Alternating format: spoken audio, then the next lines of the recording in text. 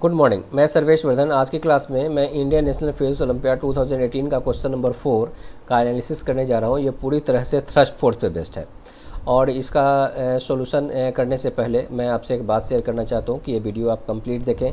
आपको अच्छा लगे तो अपने दोस्तों के बीच में शेयर करें या लाइक करें, और अगर आपने अब तक चैनल को सब्सक्राइब नहीं किया है तो आप चैनल को सब्सक्राइब कर लें ताकि हमारे सारे वीडियो आप तक आसानी से पहुंच सके। ये जो क्वेश्चन आपको स्क्रीन पे दिख रहा है उसमें दिया हुआ है कि कंटेनर है जिसका मास कैपिटल एम है। इसमें दो पार्ट है, अपर पार्ट और लोअर पार्ट। ठीक है, अपर पार्ट और लोअर पार्ट, यहाँ पे होल है। ठीक है, इस अपर पार्ट में सैंड है जो इस होल के सहारे लोअर पार्ट पे गिर रहा है। ये पूरा का पूरा इस वेइंग मशीन पे रखा हुआ है।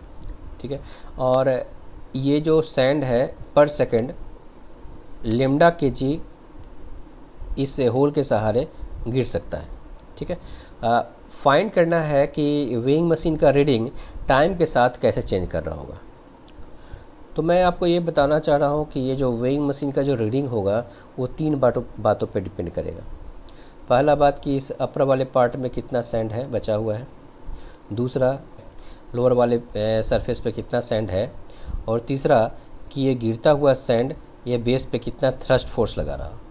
ये तीनों को बैलेंस करने का काम करेगा ये जो सरफेस है वो, और वही रीडिंग होगा हमारा इस वेइंग मशीन का। इस सिचुएशन को हम तीन अलग अलग पार्ट में डिवाइड कर रहे हैं। ठीक है, ज़रा ध्यान से सुनिएगा। टोटल टाइम को हम तीन इंटरवल में डिवाइड कर रहे हैं। पहला केस होगा हमारा ये कि ये सैंड है वो गिर रहा है। ठीक है, अभी इतना सैंड जो है वो हवा में ही है।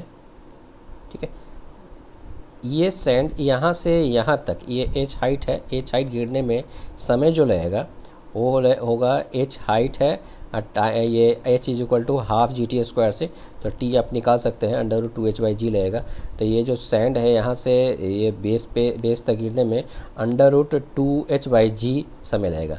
उतना देर तक ये बेस में सैंड नहीं होगा।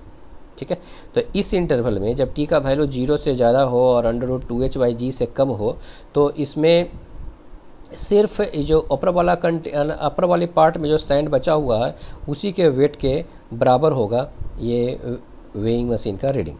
तो कितना होगा, कंटेनर का मास है m, ये सैंड जो बचा हुआ होगा उसका मास कितना होगा, तो total mass m minus 1 second में लेमडा kg फॉल करता है, तो t समय में लेमडा t kg फॉल कर जाएगा सैंड। तो बचा हुआ जो सैंड होगा m minus lambda t kg ये सैंड इसमें बचा हुआ है। ठीक है, तो इसको ये टोटल मास को यहाँ g से मल्टीप्लाई कर दिए तो वेट हो गया और यही हमारा रीडिंग होगा। लेकिन ये फार्मूला एप्लीकेबल होगा कब तक, जब तक ये यहाँ पे ये कलेक्ट होना शुरू ना होता हो। कलेक्ट होना कब शुरू होगा, तो जब √2h/g समय के बाद ये सैंड इस बेस वाले सरफेस पे कलेक्ट करना शुरू होगा। तो अगला केस हमारा ये होगा। सेकेंड वाले केस में इसमें कुछ सैंड जो होगा वो बेस पे जमा होगा, और इस केस में जो रीडिंग होगा वेइंग मशीन का वो तीन की वजह से होगा। एक होगा कंटेनर का वेट, दूसरा इस अपर वाले पार्ट में कितना सैंड है उसका वेट, प्लस तीसरा ये जो लोअर वाले बेस पे जितना सैंड कलेक्ट है उसका वेट, प्लस ये जो थ्रस्ट फोर्स है उसका, ये सब का टोटल सम कर देंगे तो हमारा रीडिंग मिल जाएगा वेइंग मशीन का। तो सबसे पहले हम देख लेते हैं कंटेनर का वेट हो गया mg, तो mg हो गया कंटेनर का वेट। ये सैंड जो अपर वाले पार्ट में हो कितना है, तो m minus lambda t into g. ठीक है, अपर वाले पार्ट में हो गया सैंड का वेट। लोअर वाले पार्ट में कितना होगा, तो लोअर वाले पार्ट में कितने समय तक गिरा है, यहाँ जो गिरना शुरू हुआ वो t0 समय के बाद गिरेगा। तो ठीक है, तो टोटल टाइम होगा t माइनस t0 समय तक ये यहाँ पर कलेक्ट हुआ है। 1 सेकेंड में लेमडा kg गिरता है, तो हमारा t minus t0 into lambda इतना kg गिर चुका रहेगा, उसको g से मल्टीप्लाई कर देंगे तो ये वेट होगा। और जो थ्रस्ट फोर्स है, तो थ्रस्ट फोर्स है dm/dt v रिलेटिव। अब dm/dt का वैल्यू क्या होगा, तो dm/dt का मतलब क्या हुआ कि 1 सेकेंड में कितना मास इस पर गिरता है। तो आप मान लेते हैं कि ये सैंड जो है v0 वेलोसिटी से यहाँ से टकरा रहा होगा, तो 1 सेकेंड में कितना लेंथ गिरेगा, कितना कलेक्ट होगा। तो v लेंथ सैंड कलेक्ट होगा 1 सेकेंड में बेस पे। तो v length into lambda, v length into lambda, इतना मास 1 सेकेंड में यहाँ पर कलेक्ट होगा, ठीक है। और ये वी आर से मल्टीप्लाई कर देंगे, ये lambda v r into v r, तो लेमडा वी आर स्क्वायर हो जाएगा। वी आर है रिलेटिव वेलोसिटी जिससे वो सैंड इस बेस पे स्ट्राइक करता है, इसकी वैल्यू √2h/g होगा, ठीक है। इसकी वैल्यू यहाँ पुट कर लेते हैं, टी नोट का वैल्यू √2h/g पुट कर लेते हैं। तो यहाँ से ये टर्म कट जाएगा और यहाँ से ये टर्म कट जाएगा और हमारे पास आएगा capital M plus small m into g, ठीक है। कब तक, तो जब तक ये ऊपर वाला पार्ट खाली नहीं होता है तब तक।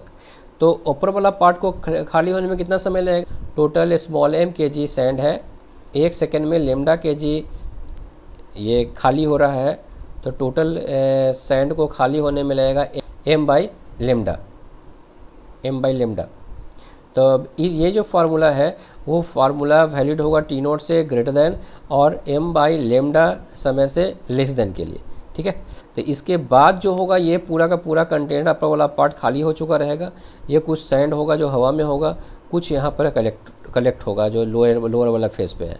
तो हम देख लेते हैं इसका जो ये वेइंग मशीन का जो रीडिंग होगा वो कंटेनर का वेट प्लस लोअर पार्ट में जो सैंड का वेट है 100 प्लस ये जो थ्रस्ट फोर्स है 100, वो सबको ऐड कर देंगे तो हो जाएगा। तो ये कंटेनर का वेट हो गया। अब हम यहाँ देखते हैं कि कितना समय तक ये यहाँ गिरेगा, ठीक है।